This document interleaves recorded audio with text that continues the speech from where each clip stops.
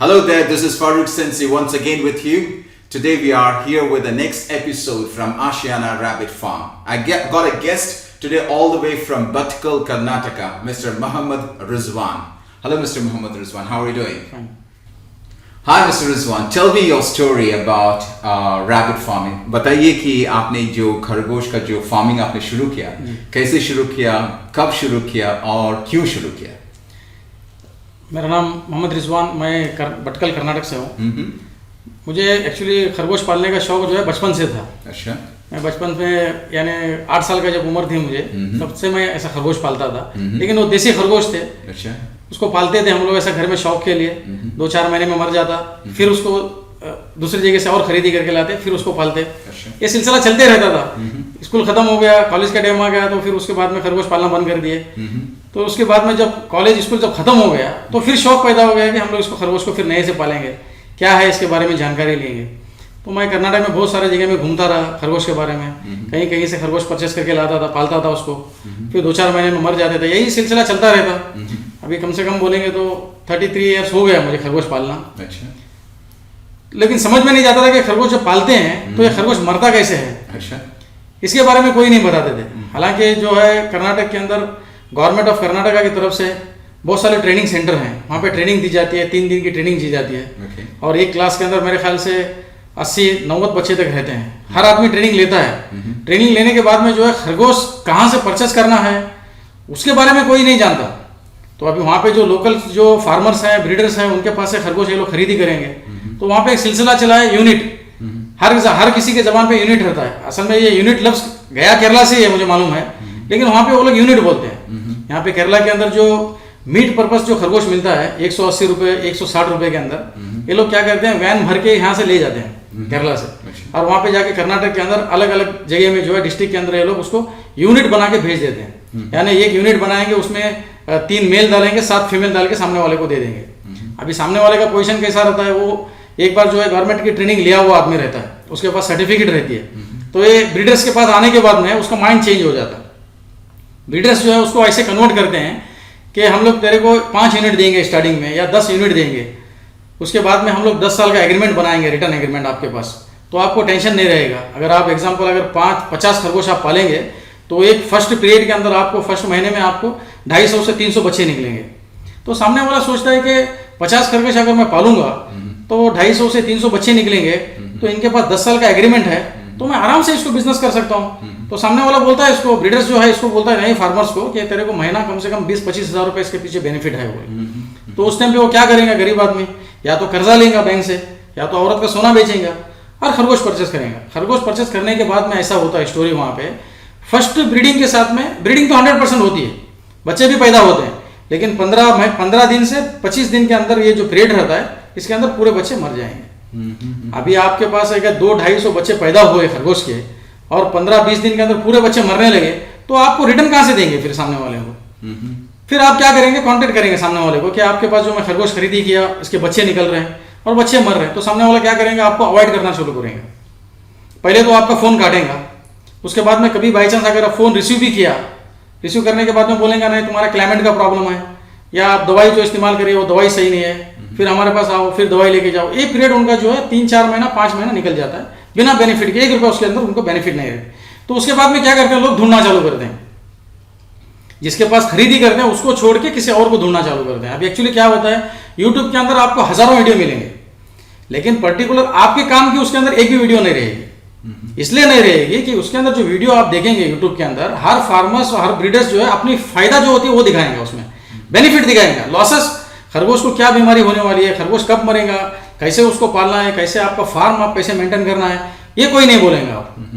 हर आदमी बोलेगा इसके अंदर इतना बेनिफिट है, आप खरगोश पालो, 50 पालो, महीना इतना बेनिफिट आएगा, तो वो सोच के लोग इसके पीछे भाग रहे हैं। एक्चुअली ऐसा नहीं है। अगर आपको खरगोश पालना है तो सही जानकार से आपके पास, जैसे मुझे इसके बारे में जानकारी नहीं थी, मैं पालता था बहुत पहले से, लेकिन जब मैं 2 साल पहले जो डॉक्टर साहब के पास पहुंचा आशियाना रैबिट फार्म से, पहुंचे आप?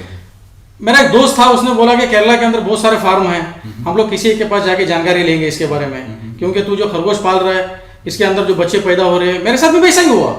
बच्चे पैदा होते हैं, बच्चे मर जाते हैं, कुछ भी बीमारी नहीं रहती, अचानक बच्चे मर जाते, 10 दिन 15 दिन 20 दिन में पूरे बच्चे मर जाते। तो मैं ढूंढना चालू किया, तो मुझे एक दोस्त ने बताया कि हम लोग जाएंगे केरला, जाके ढूंढेंगे हम लोग बोल। तो मैं क्या किया, गूगल में सर्च किया, तो आशियाना रैबिट फार्म का पूरा डिटेल मिला मुझे, लेकिन लैंग्वेज जो है मलयालम थी, कुछ समझ में नहीं गया मुझे। तो मैंने एक कन्वर्टर को बुलाया, उसके बाद में उसको पूछा कि क्या है थोड़ा बताओ बोल के। तो मैं केरला के बहुत सारे वीडियो निकाला, तमिलनाडु के बहुत सारे वीडियो निकाला, लेकिन मैं पहला मेरा जो माइंड जो गया डायरेक्ट डॉक्टर साहब के ऊपर गया मेरे को। हालांकि लैंग्वेज समझ में नहीं गई, फिर भी मैं डॉक्टर साहब को देखते ही पहचान गया कि यही सही आदमी हो सकता है बोल। तो फिर डायरेक्ट मैं उनसे कांटेक्ट किया, मैं डायरेक्ट आ गया। तो हकीकत में मैं भी जब पहली दफा आया था तो मैं भी एक बॉक्स पकड़ के ही आया था। अच्छा। बोला मैं जाऊंगा आशियाना रैबिट फार्म में, 2-4 रैबिट लेके जाऊंगा, जैसे आप वहाँ पे अक्सर करते थे। हाँ। तो जैसे मैं इधर एंट्री किया तो डॉक्टर साहब ने बोले कि मेरे पास खरगोश ऐसा डायरेक्ट नहीं मिल सकता, आपको क्या जानकारी है इसके बारे में। बोला मैं 33 ईयर से खरगोश पाल रहा हूँ। तो मेरे पास जो जानकारी थी मैं डॉक्टर साहब के पास पूरा रख दिया। तो उसके बाद में डॉक्टर साहब की जबान से जो निकला, तो मेरा एक्सपीरियंस जो था उससे पूरा हटके था। तो सही जानकारी जब मेरी वो डॉक्टर साहब से मिली, क्योंकि डॉक्टर साहब जो है आशियाना रैबिट फार्म जो है इंडिया के अंदर मेरे ख्याल से सबसे पहला रैबिट फार्म था। तो डॉक्टर साहब ने इजिप्ट से उसको एक्सपोर्ट किया था ना, हाइब्रिड जो बॉयलर जो रैबिट है, इसको डॉक्टर साहब ने इजिप्ट से वहां से एक्सपोर्ट करके फिर यहाँ पे केरला में उसका ब्रीडिंग स्टार्ट किया था। हम लोग जो पालते थे वो लोकल रैबिट था। तो ये हाइब्रिड जो रैबिट जो आप पालेंगे, इसके बारे में जब तक आप उसके अंदर डीप जाके उसके नुकसान के बारे में, लॉसेस के बारे में नहीं जानेंगे, तो आप 100% फार्म में सक्सेस नहीं हो सकते। तो डॉक्टर साहब के पास मुझे ये जानकारी मिलने के बाद में मैं 2 साल से जो मेरा फार्म मुझे डेवलप किया, उसके बाद में जो मैं दूसरे लोगों को जो ट्रेनिंग दिया, वो लोग भी 50% सक्सेस हो रहे हैं। लेकिन शर्त क्या है, जो उनके पास रैबिट अभी 8% है, जब तक ये रैबिट ये लोग पूरा वॉश आउट करके इसको मीट के लिए नहीं डालेंगे, ये लोग कुछ नहीं कर सकते। Okay. जो अभी उनके पास उनके पास जो है, क्योंकि इनके पास जो सिस्टम है ये पूरा इनब्रीडिंग सिस्टम है। Okay.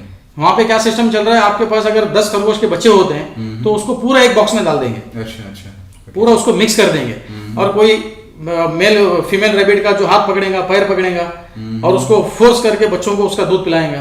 तो वो लोग क्या करते हैं, 15 दिन तक 20 दिन तक ये प्रोसीजर फॉलो करते हैं। और उनके पास जो खरीदी करते हैं उनको भी सेम ऐसे ही बोलते हैं। लेकिन डॉक्टर साहब का सिस्टम ऐसा नहीं है। खरगोश का जो अभी क्रॉसिंग का डेट हो गया, ऑटोमेटिक बच्चा होगा, बच्चा खुद फीमेल खरगोश उसको पालेगा, फीडिंग वो खुद करेगा। 1 महीने के बाद में हम लोग उसको सेपरेट करते हैं। वहां पे सिस्टम ऐसा नहीं था, वो फोर्स करके उसको दूध पिला देते हैं।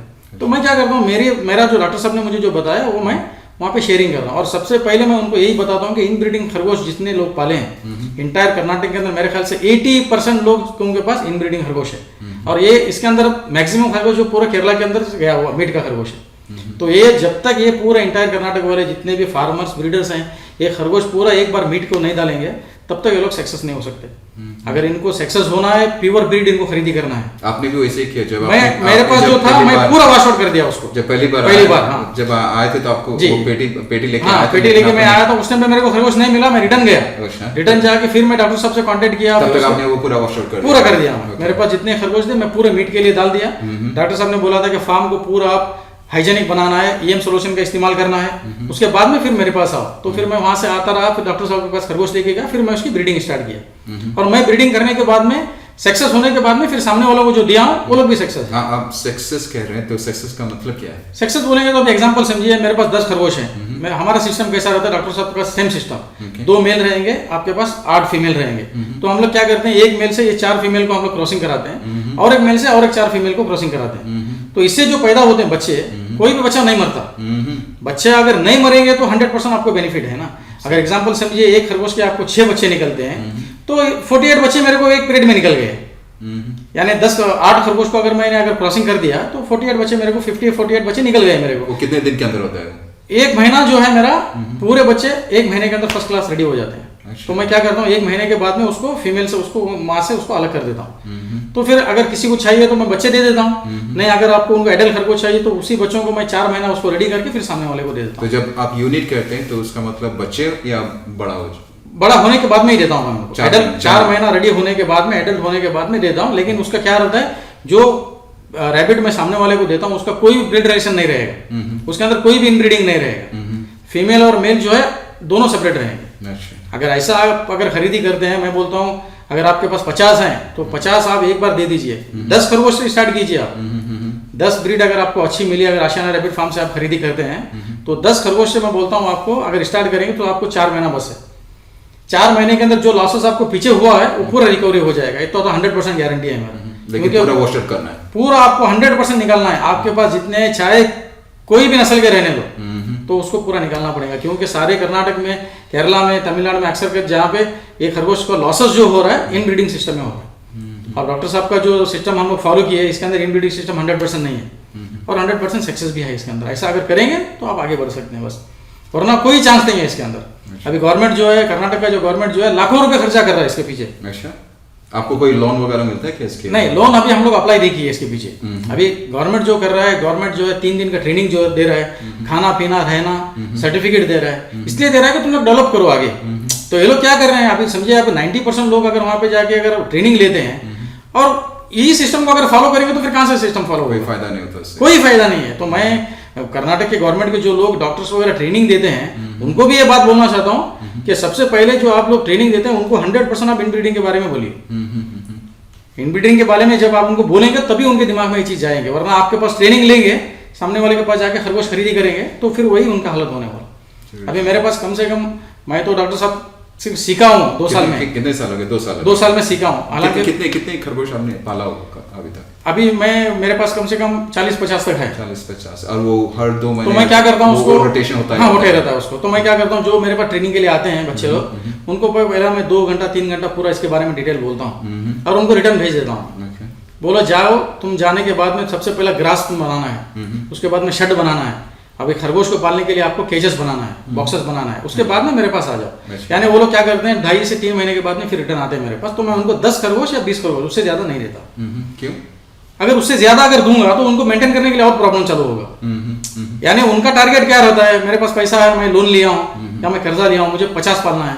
सामने वाले ने बोला है 50 पालूंगा तो इतना डेवलपमेंट होगा। मैं बोलता हूँ नहीं, 50 आप पालोगे 100% लॉस में जाओगे, क्योंकि आपको मेरे पास सीखने के बाद में अगर 10-20 खरगोश खरीदी करना है तो फिर भी आपको सीखना पड़ेगा। जितना आप इसके बारे में सीखेंगे उतना कम है। जब आपको 4 महीने का पीरियड मिलेगा 10 खरगोश के पीछे, तो 10 खरगोश के पीछे आपको सीखने के लिए टाइम मिलेगा। पहले सीखो, अगर डेवलपमेंट हो गया तो फिर 100% आप 50 नहीं 100 पालो, कुछ प्रॉब्लम नहीं। लेकिन क्या है वहां पे क्या हो रहा है कर्नाटक के अंदर, एक फार्म से दूसरे फार्म, एक ब्रीडर से दूसरे ब्रीडर्स खरगोश लेकर लोग घूम रहे हैं। यानी आपके सामने अगर खरगोश मर रहा है तो उसको कोई भी कटिंग नहीं करेगा और कोई मीट के लिए इस्तेमाल नहीं करेगा, मरने के लिए छोड़ देंगे उसको। तो मैं क्या बोलता हूँ ब्रीडर से और फार्मर से, आप सबसे पहले जो है मीट के पीछे जाओ। इसके बेनिफिट क्या है पहले लोगों को बताओ। आपके लोकल में, आपके तालुक के अंदर, आपके डिस्ट्रिक्ट के अंदर लोगों को आप पैम्पलेट बना के बांटो कि इसकी मीट के अंदर क्या बेनिफिट है। क्योंकि अभी केरला के अंदर मैं जब भी डॉक्टर साहब के पास आता हूँ तो मेरे सामने लोग 10-20 खरगोश लेके जाते हैं काट के। तो हम लोग वहाँ पे साल भर बैठते हैं तो कोई खरगोश खाने के लिए नहीं आता। क्यों? क्योंकि उनको मालूम नहीं है खरगोश के बारे में। अच्छा। उसका मीट जो है कम रेट में नहीं मिल रहा है। अभी यहाँ पे आप 180 रुपए में, 200 रुपए में मीट मिल रहा है आपको, वहाँ पे नहीं मिलेगा। आप वहाँ पे बोलेंगे नहीं मैं 250 में बेचूंगा, मैं 300 में बेचूंगा, तो सामने वाला सोचता है मटन 400 में मिलता है। अगर 2 किलो खरगोश खरीदी करते हैं 600 रुपए हो गया। अगर उसके अंदर कटिंग करने के बाद में तो आपको 1 किलो खरगोश मिलेगा, गोश्त मिलेगा ना, तो उससे कॉस्टली हो गया। तो मैं बोलता हूँ लोगों को कि अगर आपको खरगोश पालना है, फार्मर्स को ज्यादा बढ़ा के कुछ मतलब नहीं है, तो मीट के पीछे जाएंगे, लोगों को मीट के बारे में अगर बोलेंगे तो आपको उसके पीछे बेनिफिट हो सकता है। रिजवान भाई, अभी आप अपने दर्शकों से कर्नाटक में अपने लोकल लैंग्वेज में बोलना चाहते तो प्लीज बोलिए। जी, मैं कन्नड़ में हमारे कर्नाटक वालों से यही बोलूँगा, ನಾನು ಎಲ್ಲ ರೈತರಿಗೆ ಯಾರು ಮೊಲ ಸಾಗಾಣಿಕೆ ಮಾಡ್ತಿದ್ದಾರೆ ಅವರಿಗೆ ದಯವಿಟ್ಟು ಇದೇ ಒಂದು ವಿನಂತಿ ಮಾಡ್ತೀನಿ ಅಂತ ಹೇಳಿದರೆ, ನೀವು ಯಾವ ಕಾರಣಕ್ಕೂ ಇನ್ಬ್ರೀಡಿಂಗ್ ಮೊಲಗಳನ್ನು ಪರ್ಚೇಸ್ ಮಾಡಲಿಕ್ಕೆ ಹೋಗಬೇಡಿ। ಇನ್ಬ್ರೀಡಿಂಗ್ ಮೊಲಗಳನ್ನು ನೀವು ಪರ್ಚೇಸ್ ಮಾಡಿದರೆ 100% ನೀವು ಲಾಸಲ್ಲಿ ಹೋಗ್ತೀರಾ। ಬ್ರೀಡರ್ಸ್ ಏನು ಮಾಡ್ತಾರೆ, ಬೇರೆ ಕಡೆಯಿಂದ ಕೆ ಜಿ ಲೆಕ್ಕಕ್ಕೆ ಪರ್ಚೇಸ್ ಮಾಡ್ತಾರೆ। ಈಗ ಉದಾಹರಣೆ ಕೇರಳದಿಂದ 180 ರೂಪಾಯಿ ಕೆ ಜಿಗೆ ತೊಗೊಂಡು ಹೋಗ್ತಾರೆ ಅವರು, ಅಲ್ಲಿ ನಿಮಗೆ ಯೂನಿಟ್ ಅಂತ ಹೇಳಿ ಕೊಟ್ಟು ಬಿಡ್ತಾರೆ। ಯೂನಿಟ್ ಅಂತ ಹೇಳಿದರೆ 10 ಮೊಲ ಹಾಕಿ 3 ಗಂಡು ಮೊಲ 7 ಹೆಣ್ಣು ಮೊಲ ಹಾಕಿ ನಿಮಗೆ ಕೊಡ್ತಾರೆ। ನೀವು ತೊಗೊಂಡೋಗಿ ಅದಕ್ಕೆ ಬ್ರೀಡಿಂಗ್ ಮಾಡ್ತೀರಾ, ಮರಿಗಡನ ಆಗುತ್ತೆ, 100% ಆಗೋದಿಲ್ಲ ಅಂತೇನಿಲ್ಲ, ಆದರೆ 15ರಿಂದ 20 ದಿವಸದೊಳಗೆ ಎಲ್ಲ ಮರಿಗಡನ ಸಾಯುತ್ತೆ। ಮತ್ತು ನೀವು ಇನ್ ಬ್ರೀಡಿಂಗನ್ನು ಪರ್ಚೇಸ್ ಮಾಡಿಕೊಂಡು ಆ ಫಾರ್ಮರ್ಸ್ ಹತ್ರ, ಬ್ರೀಡರ್ಸ್ ಹತ್ರ ನೀವು ಅಗ್ರಿಮೆಂಟ್ ಮಾಡ್ತೀರಾ, 10 ವರ್ಷ ನಾವು ರಿಟರ್ನ್ ಕೊಡ್ತೀವಿ ಅಂತ ಹೇಳಿ, ನಿಮ್ಮ ಹತ್ರ ಡೆವಲಪ್ಮೆಂಟ್ ಆಗಲಿಲ್ಲ ಅಂತ ಹೇಳಿದರೆ ನೀವು ರಿಟರ್ನ್ ಹೇಗೆ ಕೊಡ್ತೀರಾ ಅವರಿಗೆ? ರಿಟರ್ನ್ ಕೊಡಲಿಕ್ಕೆ ಸಾಧ್ಯನೇ ಇಲ್ಲ। ಯಾಕಂತ ಹೇಳಿದ್ರೆ ನೀವು 50 ಮೊಲಗಳನ್ನು ಪರ್ಚೇಸ್ ಮಾಡಿದರೆ ನಿಮ್ಮ ಹತ್ರ ಮರಿಗಡನ ಡೆವಲಪ್ಮೆಂಟ್ ಆಗಿದ್ರೆ ಮಾತ್ರ ನೀವು ಅವರಿಗೆ ರಿಟರ್ನ್ ಕೊಡಬಹುದು। ನಿಮ್ಮ ಹತ್ರ ರಿಟರ್ನೇ ಬರ್ತಾ ಇಲ್ಲ, ನಿಮ್ಮದು ಯಾವುದು ಡೆವಲಪ್ಮೆಂಟ್ ಆಗ್ತಾ ಇಲ್ಲ, ಮರಿಗಡನ ಸಾಯ್ತಾ ಇದೆ ಅಂತ ಹೇಳಿದರೆ ಅದಕ್ಕೂ ಯಾವುದೂ ಪರಿಹಾರನೇ ಇಲ್ಲ। ನೀವು ಫಸ್ಟ್ ಏನು ಮಾಡಬೇಕಂತ ಹೇಳಿದರೆ, ನೀವು ಎಷ್ಟು ಮೊಲ ಸಾಕಿದ್ರೆ 50-100 ಏನು ಸಾಕಿದ್ರೆ ಅದನ್ನೆಲ್ಲ ಮಾಂಸಕ್ಕೆ ಒಂದ್ಸಲ ಹಾಕಬೇಕು, ವಾಶ್ಔಟ್ ಮಾಡಬೇಕು, ನಿಮ್ಮ ಫಾರ್ಮನ್ನು ಪೂರ್ತಿ ಕ್ಲಿಯರಾಗಿ ನೀವು ಮೇಂಟೈನ್ ಮಾಡಬೇಕು, EM ಸೊಲ್ಯೂಷನ್ನ ಯೂಸ್ ಮಾಡಬೇಕು। ಆಮೇಲೆ ಹೊಸದಾಗಿ ನೀವು 10 ಇಲ್ಲಾಂದರೆ 20 ಮೊಲಗಳನ್ನು ಬೇಕಾದರೆ ಆಶಿಯಾನ ರ್ಯಾಬಿಟ್ ಫಾರ್ಮಿಂದ ನೀವು ಪರ್ಚೇಸ್ ಮಾಡಿ, ಪ್ಯೂರ್ ಬ್ರೀಡ್ ನಿಮಗೆ ಸಿಗುತ್ತೆ, ನೀವು ಮತ್ತೆ ಡೆವಲಪ್ಮೆಂಟನ್ನು ಸ್ಟಾರ್ಟ್ ಮಾಡಿ। ನಾನು 100% ಹೇಳ್ತೇನೆ, ಪ್ಯೂರ್ ಬ್ರೀಡನ್ನು ನೀವು 10ರಿಂದ 20 ಮೊಲಗಳನ್ನು ಪರ್ಚೇಸ್ ಮಾಡಿದರೆ 4 ತಿಂಗಳಲ್ಲಿ ನೀವು ಆಟೋಮೆಟಿಕ್ ಆಗಿ ಡೆವಲಪ್ಮೆಂಟ್ ಆಗ್ತೀರಾ. ಆಮೇಲೆ ನಿಮಗೆ ಹಿಂದೆ ಏನು ಲಾಸಸ್ ಆಗಿದೆ ಅದೆಲ್ಲ ನಿಮಗೆ ರಿಕವರಿ ಆಗುತ್ತೆ. ಈಗ ನಮ್ಮ ಕರ್ನಾಟಕ ಸರ್ಕಾರ ಭಾಳಷ್ಟು ಲಕ್ಷಗಟ್ಟಲೆ ಹಣ ಖರ್ಚು ಮಾಡ್ತಿದ್ದಾರೆ, ರೈತರಿಗೆ ಟ್ರೈನಿಂಗ್ ಕೊಡ್ತಿದ್ದಾರೆ. ರೈತರು ಟ್ರೈನಿಂಗ್ ತಗೊಳ್ತಾರೆ, ಆಮೇಲೆ ಫಾರ್ಮರ್ಸ್ ಹತ್ರ ಬ್ರೀಡರ್ಸ್ ಹತ್ರ ಹೋಗಿ ಮೋಸ ಆಗಿಬಿಡ್ತಾರೆ.